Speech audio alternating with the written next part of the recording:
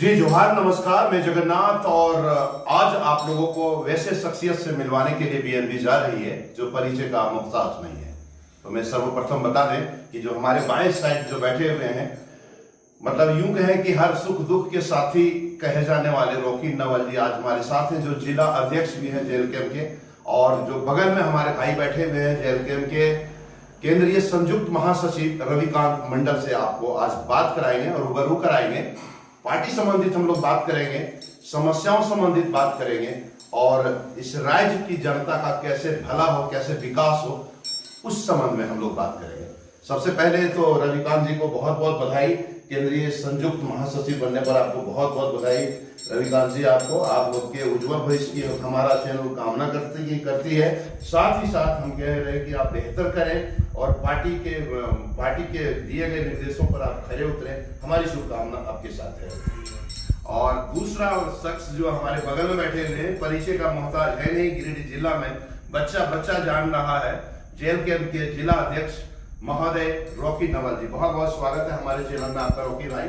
और जिस प्रकार आप लोगों के सुख दुख में काम आते हैं, बताते चले कि कहीं भी अगर क्षेत्र में सांप निकल गया हो, अफरा तफरी मचा हो, वहां शांत कराने का काम रॉकी नवल भाई हमारे करते हैं। और इनके अलावा कई समाज सेवा से जुड़े हुए हैं, लगातार गिरिडीह में बने हुए हैं। हम लोग आज इन्हीं दोनों शख्सियत से बात करेंगे और जानेंगे कि आखिर क्षेत्र का विकास कैसे हो। जेएलकेएम जो पार्टी उभर करके आई है राज्य में, मतलब यूं कहे कि बच्चा और लोगों के दिलों पर छा जाने वाली यह पार्टी आखिर कहां तक जाएगी और कहां जाकर के रुकेगी। कई तरह की इसमें चर्चाएं और कई तरह की अफवाहें हो रही है, उन विषयों पर हम लोग बात करेंगे। सबसे पहले हम लोग चलते हैं रॉकी नवल जी से और इन्हीं से सवाल करते हैं। रॉकी जी, अभी जो फिलहाल आपके टाइगर जयराम महतो जी के ऊपर देखिए एफआईआर हो गया वहाँ घाटशिला में, जो करंट में चुनाव चल रहा है, वहाँ पर उपचुनाव होने का है। तो ऐसे में एफआईआर हो जाना और कहीं ना कहीं आपके जो टाइगर सुप्रीमो जो है वो कहीं ना कहीं मतलब यूं कहे कि अगर कानून के नजर में गलत है जब भी तो एफआईआर हुआ, उस पर आपका क्या कहना? पहले हम सबसे बड़ी बात है कानून के रूप में गलत नहीं है। आप देखिएगा तो आपको विभिन्न प्रकार के नेताओं का वीडियो मिल जाएगा जी। जो स्कॉर्पियो के छत पे या गाड़ी की छत पे चढ़ के भाषण दिया जाते हैं। तो चूंकि पब्लिक जगह है तो इंस्पेक्शन करना पड़ता है। उसमें आप देखिए तो कल्पना सोरेन जी का भी वीडियो आएगा, हेमंत सोरेन जी का भी वीडियो आएगा, यहाँ तक कि आप भारत के जितने भी बड़े बड़े नेता है उनका वीडियो कहीं ना कहीं नजर आता है। तो हमको लगता है ये प्रोपेगेंडा है, विरोधियों की चाल है जयराम जी को किसी न किसी परेशान करने का, जो हम लोगों के लिए कोई मायने नहीं रखता है। कर दिया कानूनी प्रक्रिया के तहत बेल दिया जाएगा और आगे की लड़ाई जाती जाएगी। क्या लग रहा है घाटशिला आप लोग फतेह करने जा रहे हैं क्या?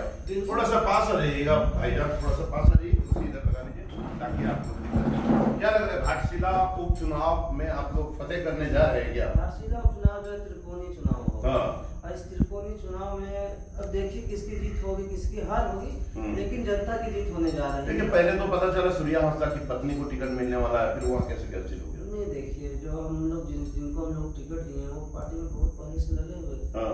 सूर्या हंसदा जी का देहांत हो गया, वो शहीद हो गए।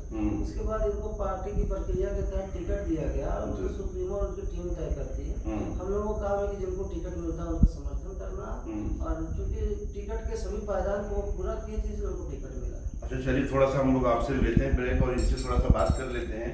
आपको पार्टी ने बहुत बड़ी जिम्मेदारी दे दी है रविकांत जी, ऐसे में आप क्या कहना चाहेंगे पार्टी सुप्रीमो को, और साथ ही साथ क्या आपकी प्राथमिकता रहेगी? आपने पद जिस प्रकार ग्रहण कर लिया है, जो काफी जिम्मेदारी और दायित्व भरा पद है, कैसे निभाएंगे आप? सबसे पहले तो मैं आपके चैनल के सभी व्यूअर्स को जोहार करता हूँ। मेरा नाम रविकांत मंडल हुआ, जो जगन्नाथ भैया ने पहले ही परिचय दे चुके हैं आप लोगों को।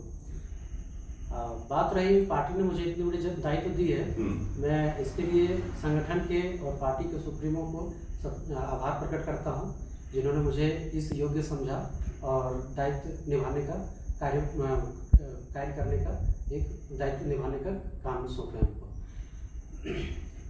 पार्टी अगर मुझे ये दायित्व दी है तो कहीं न कहीं मेरे अंदर इस तरह का क्वालिटी को देखे होंगे, क्योंकि आंदोलन से ही हम जुड़े हुए हैं। एक यूनिवर्सिटी के आंदोलन से ही लगातार पार्टी में जेल के में जुड़े हुए? हाँ, जेल के में जेबी केसेस से। हाँ। जब यूनिवर्सिटी वगैरह में या रोड पे बहुत तरह के छात्र के मसलों को लेके आंदोलन होते थे, उस टाइम से हम जुड़े हुए हैं और लगातार इस पार्टी में ही अपना योगदान देते हैं। कैसे प्रभावित हुए रविकांत जी, आप इस पार्टी से कैसे प्रभावित हुए और आप जुड़े, क्या लगा इसमें आपको जेल कैंप में? जेल कैंप में हम सबसे पहले जब जुड़े थे उस टाइम हम यूनिवर्सिटी में छात्र विंग का मतलब आंदोलन के रूप में हम आए थे। तो उस आंदोलन में जब हम जयराम जी से मिलने के लिए गए थे, उनको अतिथि के रूप में बुलाने के लिए गए थे कि हम यूनिवर्सिटी में आंदोलन कर रहे हैं, आप हमारे आंदोलन को सपोर्ट करने के लिए आइए। तो जब गए थे तो उनसे जब हम बात विचार किए तो बातों से हमें लगा कि नहीं, एक शिक्षित व्यक्ति, एक शिक्षित छात्र का अगर कोई मुद्दा और बातों को अगर गंभीरता से समझ के उसके प्रति अगर कोई काम कर सकता है, सपोर्ट कर सकता है, तो ये इसमें टाइगर दा में दम है।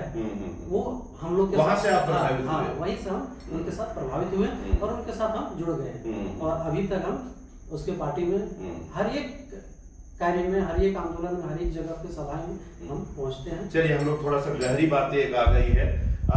रॉकी जी, आपको जानकारी हो 1932 खतियान को लेकर के आपकी पार्टी जेबी केसेस जब गठन हुआ तब बड़ा मुद्दा था और छात्रों में एक उम्मीद जगी थी कि भाई 1932 खतियान चालू हो जाएगा, हमारे झारखंड के युवाओं को नौकरी मिलेगा। उन सब पर विषयों पर थोड़ा आपके जो सुप्रीमो है शांत क्यों धारण किए हुए नजर आ रहे हैं? शांत नहीं, आम धारणा है लोगों में कि जो व्यक्ति काम करता है ना, जैसे जैसे काम करते जाएगा वैसे वैसे लोग उसको पुराना समझ के उसको शांत समझने लगते हैं। अच्छा। हम लोग कहीं भी शांत नहीं है। अगर हमारा 81 में एक विधायक है, 1932 के बाद 81 में एक ही विधायक करता है, वो जयराम महतो करता है। इसलिए हम लोग इस बात को कहीं से भी सपोर्ट नहीं करेंगे कि हम शांत हो गए, मौका मिलेगा, आंदोलन की रूपरेखा तय होगी, झारखंडियों के हक और अधिकार को मारा जाएगा और खतियानी लोगों को उनका हक अधिकार नहीं दिया जाएगा, उनकी भाषा, संस्कृति और उनके जल जंगल जमीन को छीन लिया जाएगा और बाहरी लोग उसका अतिक्रमण करेंगे तो हम लोग चुप नहीं बैठेंगे और हम लोग हमेशा आंदोलन करते आए और फिर आंदोलन करेंगे। आप देख रहे होंगे कि 1932 के खतियान से लेकर संस्कृति बचाओ अभियान तक में जयराम महतो जी का ही देन है कि जितने भी झारखंड की जो पूजा पद्धति जो लुप्त हो चुकी थी, जिनको लोग हाशिए पे खड़ा कर दिए थे, अगर आज वो जीवित हुई। जबलपुटा पर्व देखिए अभी कैसे मनाया जा रहा है, सोशल मीडिया में ट्रेंड चल रहा है, टूसू पर्व पर ट्रेंड चल रहा है और सोहराय पर्व पर ट्रेंड चल रहा है या फिर करम पर्व पर ट्रेंड जो चल रहा है, कहीं न कहीं जयराम जी का देन है। झारखंड की जो लोक सांस्कृतिक कलाकारों को जो आज कहीं ना कहीं सम्मान मिल रहा है, जिसके वो असल मायने में हकदार थे और उसमें बाहरी भाषा का जो अतिक्रमण हो गया था, अब वो कहीं ना कहीं दब रहा है। पहले चुनावों में भी आप देखा करते होंगे कि विधानसभा चुनाव हो या लोकसभा चुनाव हो तो प्रत्याशी अपना गाना को भोजपुरी गाना में सेट कर दिया करते थे, हिंदी गाना में सेट कर दिया करते थे। लेकिन हम लोग सभी भाषा का सम्मान करते हैं, लेकिन सभी भाषाओं का सम्मान आने के बाद थोड़ा पास आइएगा भैया, लोकल भाषा में प्रचार होने लगा। आपको लोकल लोगों का वोट चाहिए तो लोकल का वेशभूषा धारण करना होगा, लोकल व्यक्ति की भाषा को बोलना होगा और लोकल व्यक्ति की संस्कृति को समझना होगा, उसको सम्मान देना होगा। तो फिर ये कुर्मी आदिवासी वाला जो मामला भी उभर करके सामने आया, अभी देखिएगा आदिवासी समाज बिल्कुल एक तरफ हो गए हैं और जयराम महतो का विरोध कर रहे हैं। ये क्या फंडा है, आखिर मेन मोटो क्या है, उद्देश्य क्या है? एक बात, कोई भी समाज अपने हक की बात रख सकता है बशर्ते कि वो दूसरे को नुकसान नहीं पहुंचाए। अगर कुर्मी समुदाय अपने हक की बात रखता है तो इसमें किसी भी समाज को आपत्ति नहीं होनी चाहिए। इससे पहले भी विभिन्न जातियों को एसटी सूची में शामिल किया गया है, तो इसमें किसी को आपत्ति नहीं हुई। अगर कुर्मी सूचीबद्ध होना चाहता है तो मुझे लगता है इसमें भी आपत्ति नहीं होनी चाहिए, क्योंकि कुर्मियों का भी अपना एक इतिहास रहा, कहीं ना कहीं वो भी एसटी सूची में रहे थे। उसके बाद षड्यंत्र के तहत उनको सूची से बाहर कर दिया। अगर बीच में लोगों के द्वारा आंदोलन किया जाता है और उसमें हमारे सुप्रीमो सपोर्ट करते हैं तो उनको हम सैल्यूट करते हैं कि वो अपने वोट के नफा नुकसान को छोड़कर किसी एक समाज का समर्थन कर रहे हैं। इसका मतलब कहीं ना कहीं वो अपना जो एक जातिवाद टेग लग रहा है, जो कहीं ना कहीं उसको भी वो हाशिए पर रखकर उस समाज के प्रति अपनी भावना को दिखाने के लिए जा रहे हैं, तो बहुत बड़ी बात है।